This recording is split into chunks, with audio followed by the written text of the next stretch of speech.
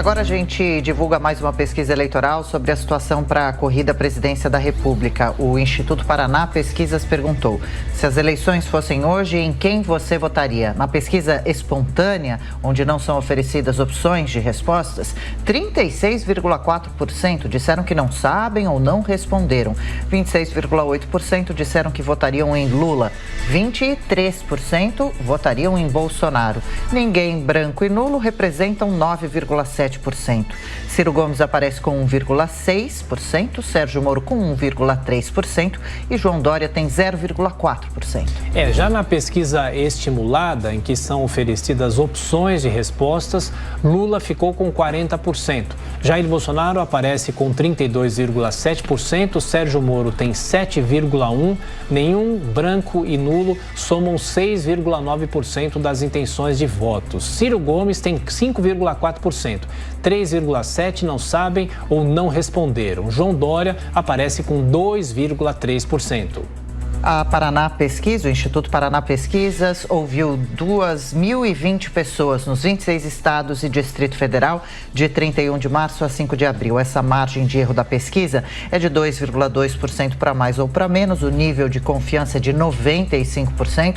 A pesquisa foi registrada no TSE, o número é o BR 08065/2022, girando os nossos comentaristas. Cristina Grêmio, Bolsonaro cada vez mais próximo aos números também de Lula e impressionante o número de não sabem ainda, né? 36,4% disseram que não sabem ou não responderam, pelo menos na pesquisa que não oferece um nome como opção para o voto.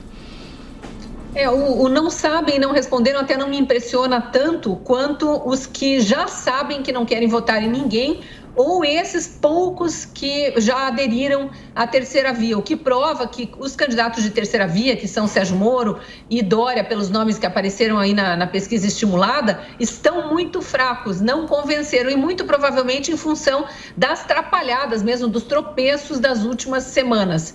Em relação aos números aqui, veja que na espontânea dá praticamente empate técnico entre os dois polos aí, que são Lula e Bolsonaro. Considerando que um tem 26%, o outro 23%, né? Lula 26%, Bolsonaro 23%, e a margem de erro é de 2,2%, dá quase empate técnico aqui.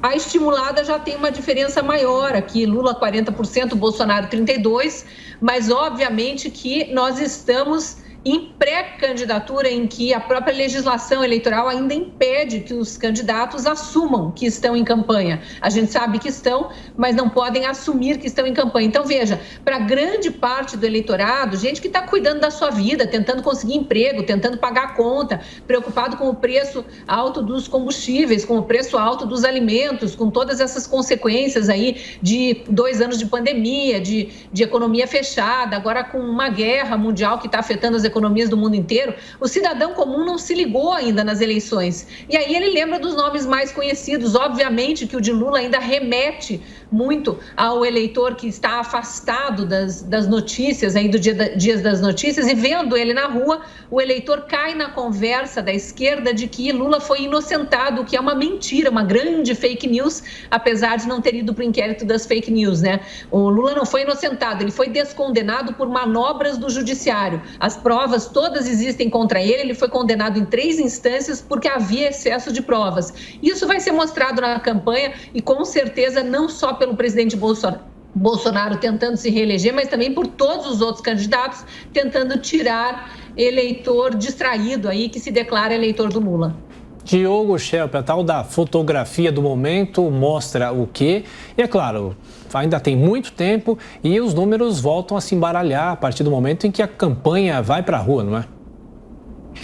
Exatamente, Tiago. O que a gente viu nos últimos meses foi uma grande estabilidade nos números dessas pesquisas de intenção de voto, mostrando aí sempre Lula num patamar equilibrado, Bolsonaro também num patamar estável, os candidatos da terceira via oscilando muito pouco. Então, o que a gente vê nessas novas pesquisas que estão saindo, que estão sendo divulgadas esta semana, é que há uma mudança tênue nesse cenário. E essa mudança aponta principalmente uma melhora na avaliação do governo Bolsonaro e também na intenção de voto do presidente Jair Bolsonaro. Ele diminuiu aí a diferença dele em relação ao Lula, que ainda assim continua grande. A gente tem que falar também de Ciro Gomes, que muitas vezes é tratado aí como terceira via, mas ele não faz parte dessa discussão que está ocorrendo entre MDB, Cidadania, PSDB, enfim, União Brasil, esses partidos que estão buscando esse nome único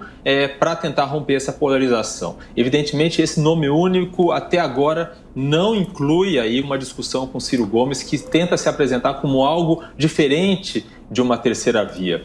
Ciro Gomes, que é muitas vezes associado mais à esquerda do que esses outros partidos, esses outros candidatos que estão aí em discussão por um nome único. Essa melhora de Bolsonaro tem muito a ver com o cenário econômico, que tem alguns indicadores melhorando, por exemplo, a queda da cotação do dólar, também uma melhora tênue na questão do desemprego, na criação de emprego e, obviamente, o arrefecimento da pandemia, que obviamente não tem ligação com nada que o governo tenha feito, mas que dá uma sensação para as pessoas de que a vida está melhorando, de que a vida está voltando ao normal.